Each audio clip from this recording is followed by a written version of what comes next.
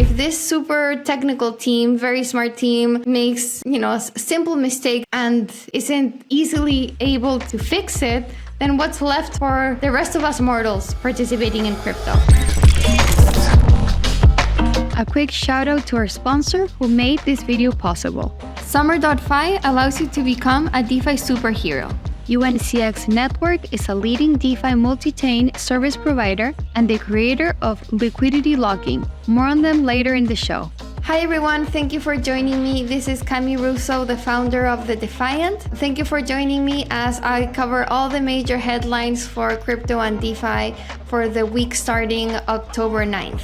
This show is now called Crypto with Cami. So welcome and let's get straight to it. These are the major headlines we'll go over. We'll talk about some problems in RWA or real world asset land. We'll go over some governance drama with the ApeCoin community and also with Arbitrum. There's a small SocialFi update, and in markets, ETH BTC was at a 15-month low. We'll talk about why that's happening. And finally, we'll talk about how JP Morgan continues to tinker with blockchain.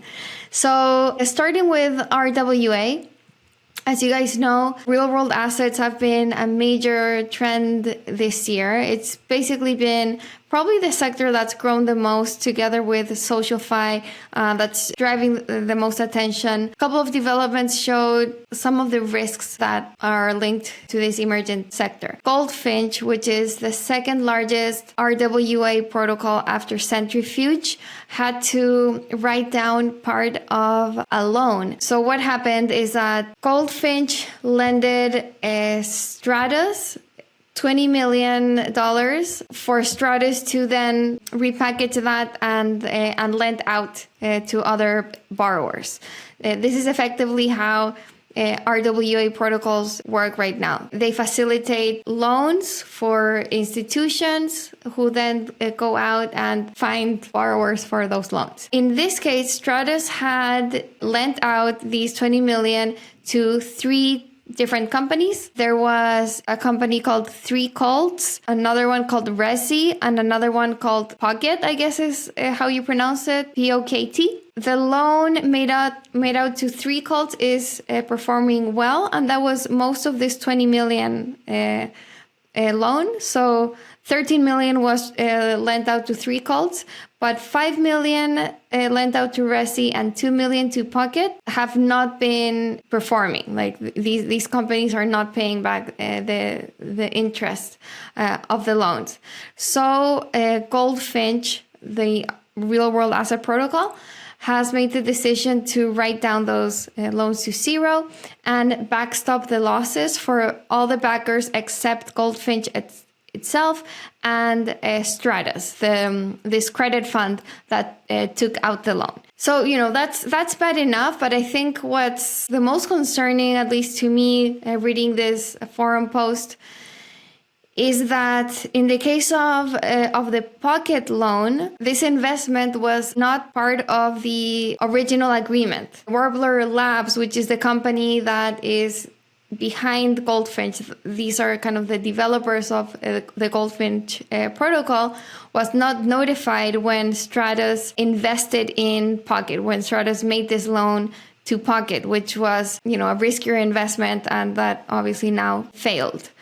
So, that's concerning, and it just raises questions about the risk and the feasibility of marrying on-chain finance with off-chain credit, which is what real-world assets are trying to do. They're trying to bring in traditional financial assets on-chain to, in this case, bring these loans to real-life businesses, package them in a way that they can be paid and traced on-chain, which on one hand is great because it's opening up blockchain networks to be used by a much broader set of users. But at the same time, it introduces these risks.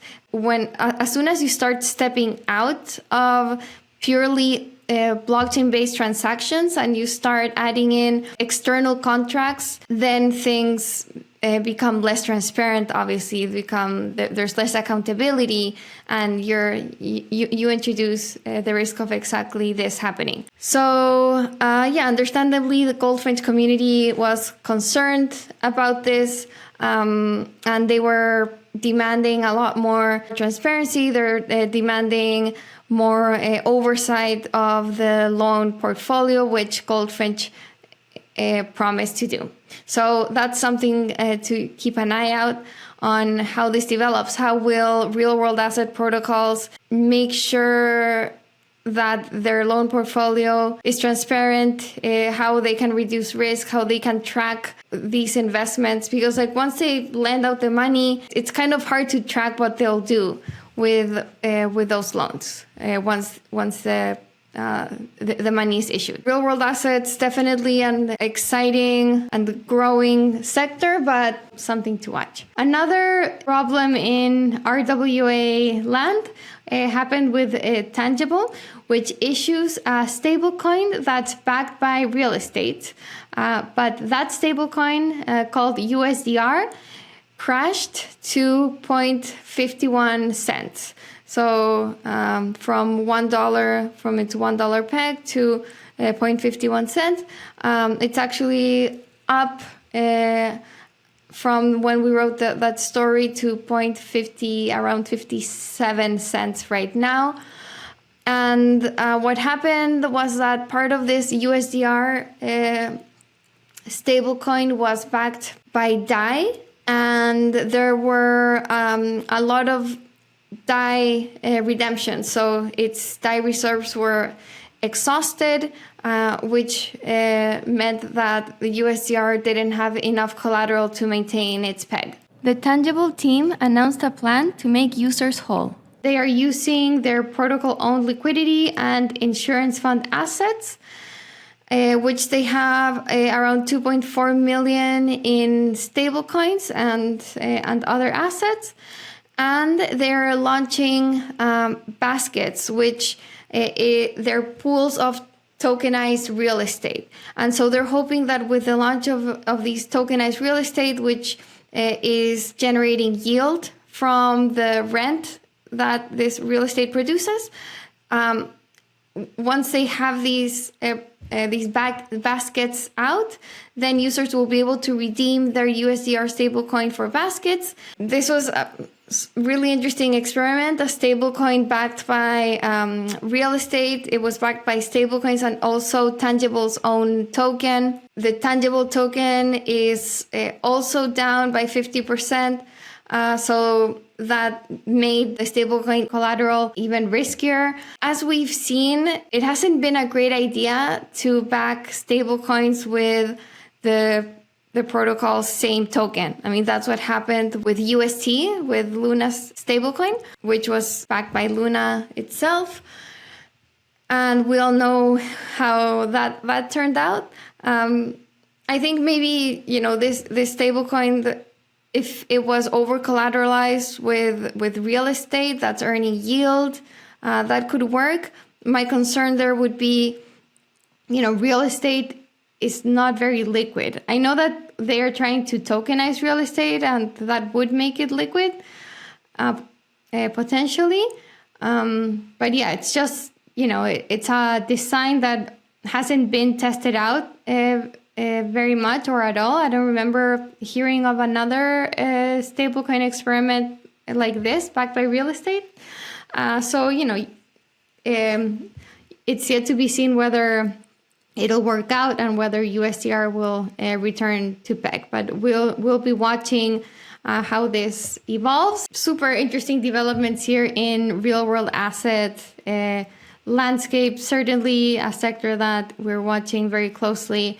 It does have the potential of bridging Web3 and DeFi to the real world and off-chain use cases, which is what we want to see. Market problems get you down. Get your DeFi superpowers with Summer.fi. Summer.fi is a platform for decentralized finance founded by DeFi OGs with thousands of people making over 2.3 billion of crypto capital. It can be used to borrow stablecoins against your favorite crypto, increase your exposure against them using functionalities like multiply and earn a long-term competitive yield. Everything while protecting your strategy with automations like stop-loss features. This can be done across multiple layers and protocols like Maker, Aave, Optimism, all in one place. It's the best time to become a superhero. Looking to grow your community's trust in your project? Explore UNCX Network, the home of liquidity locking and secure DeFi token services. With over 40,000 locks created and TVL upwards of 200 million, they have a reputation for secure products that developers can rely on. Their services cover most EVM chains and include an ILO launchpad, token vesting, token minting, staking, and farms as a service, and the most reputable liquidity lockers on the market. Now, back to our show. What's next? So, I mentioned some governance drama. So this is a story that we broke at the Defiant. Pretty interesting. So Arbitrum is having a vote on Friday, today, if you're listening to this video when it's published. But the Arbitrum community is voting on how they will distribute 50 million Arbitrum, or that's around $40 million in grants. What's also interesting about this is that Gauntlet is super highly technical team that advises other blockchain projects on economics and tokenomics. They're super smart guys led by Tarun Chitra. They are the 7th largest Arbitrum delegate. So they hold ARB tokens, and other token holders delegate their tokens to them so that they can vote for them. So they own a huge block of ARB tokens. They're the 7th largest voting block. And they won't be able to participate in this governance decision, a really important governance decision, because of what seems to be a very simple decision or mistake of using the wrong address as their voting address. So they chose an Ethereum address instead of an Arbitrum address. For context, for those of you who don't know, Arbitrum is the biggest layer 2 Ethereum scaling solution. So layer 2s are chains that allow Ethereum to scale. Arbitrum is the biggest one. They have this on-chain voting. And Gauntlet chose an Ethereum address instead of an Arbitrum address as its kind of voting address. So it won't be able to vote. So the bigger point here is that if this super technical team, very smart team, makes a simple mistake and isn't easily able to fix it, then what's left for the rest of us mortals participating in crypto? Obviously, tooling needs to be better. Blockchain governance needs to be a lot easier. We already know how low on-chain governance participation numbers are. Things like this just make it even harder for people to participate. So interesting story there. Another bit of blockchain governance drama happened in the ApeCoin community. Last week we discussed about how Yuga Labs was restructuring. ApeCoin is part of the Yuga Labs organization. And Polygon, another big Ethereum layer 2, is proposing to make an ApeCoin specific layer 2. So, that's a pretty reasonable idea. It's actually something that the ApeCoin community had discussed before, to have its own dedicated chain. This idea was talked about especially after a mint for a collection called OtherDeed made fees on the Ethereum mainnet to spike. So they were thinking, there's so much activity happening with ApeCoin and with Yuga Labs products that it's worth it to have their own chain with really fast transactions. and so on. So Polygon offered to build this for them, but the controversy was that it was asking for $200K a year for the service, which Ape considered that didn't take into account the value that they would bring to Polygon, as they're a big brand and they would potentially bring lots of users, and so on. So this discussion is still happening in the ApeCoin community, whether to accept this Polygon proposal or not, or go with potentially another provider for this L2. Now on to SocialFi updates. Quick update on Lens. So Lens is the social media protocol built by Aave, and it's announcing that they will be opening up for a broader set of users from a beta launch that they've had in the past few months. So Lens is a protocol that allows developers to build many different apps on top of this protocol. And, it's this announcement is coming at a time when SocialFi is super trending, especially with Friend Tech gaining millions of dollars in fees and 100 millions in trading volume. I think last time I looked at the numbers, there were like 300,000 users on Friend Tech. Let's see if Lens is able to capture the same amount, or if some of those users will also go to Lens. Another short update, Stars Arena, the Friend Tech competitor, which last week we reported suffered a hack, recovered $2.2 million of those stolen assets. Then next on markets, ETH is at a 15-month low versus Bitcoin. So what's happening here is that Bitcoin has been weathering the market better because there's this speculation that there will be a spot Bitcoin ETF approved.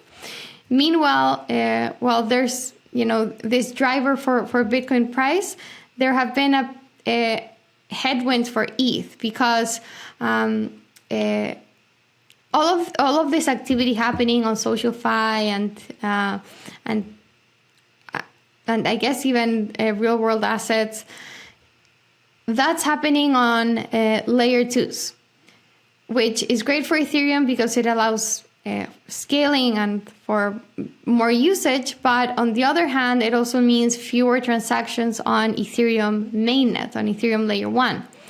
And that means that with less activity, with less transactions, there is less ETH being burned. And that means that Ethereum turned inflationary for the first month since the merge, since it transitioned from proof of work to proof of stake. So that means there's more ETH being issued than being burned for the first time since the merge, which puts a bit of a ceiling or dampens the Ether price. Now, there was also some noise around the Ethereum Foundation selling ETH, which could have also depressed the price in the past couple of days.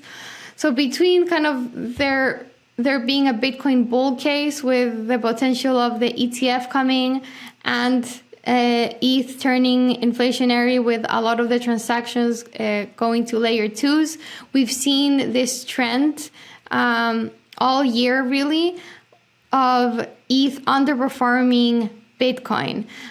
And now the ETH BTC ratio is at the lowest in 15 months.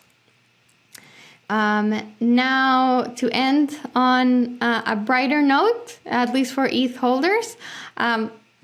So interesting here that JP Morgan continues to experiment and tinker with blockchain. Even as Jamie Dimon is a big Bitcoin critic, his bank has been just like steadily testing blockchain products and testing how it can use blockchain on its backend. And recently it executed its first blockchain collateral settlement. So this is interesting because this involved actual clients. Like, it facilitated a trade between BlackRock and Barclays, so two huge banks, using blockchain technology as rails to make a trade. So to be fair, this is using JP Morgan's own permissioned private chain called Onyx, but still it makes the point that these ledgers, these open ledgers, are better financial rails than traditional finance. JP Morgan continues to use its Onyx system and experiment with it because of its potential to cut intermediaries, cut costs, cut time of transactions. So